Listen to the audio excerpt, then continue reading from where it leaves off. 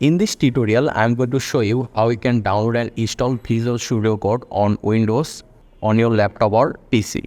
And I will show you everything step by step from the very beginning. So in order to download and install Visual Studio, we need to write here Visual Studio Code download.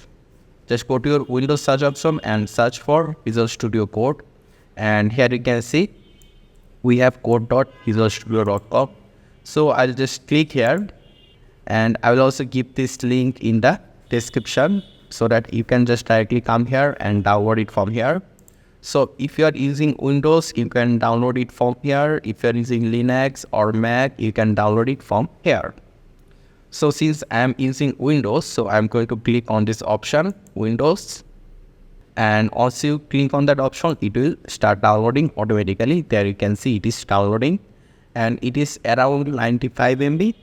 So it will take a few seconds to download. So I'll just fast forward the video, and there you can see the download is complete. So we can just directly double click from here or go to the folder location, and we can just double click over here as well. And once you double click, you need to accept the agreement. Let me just minimize those so that you can see it clearly. You need to just first of all accept the agreement, then click next.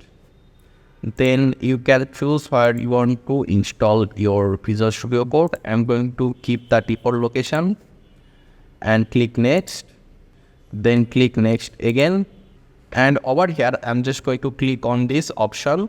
This select option, create a desktop icon, then click next, then click install, and it is installing. There you can see, and this is the install location.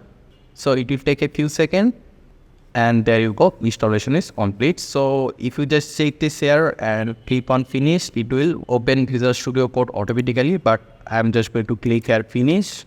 And here, if we just go to Windows search option, or if we just directly double click here, it will automatically open our Visual Studio Code. There you can see. So over here, we'll be able to write our code.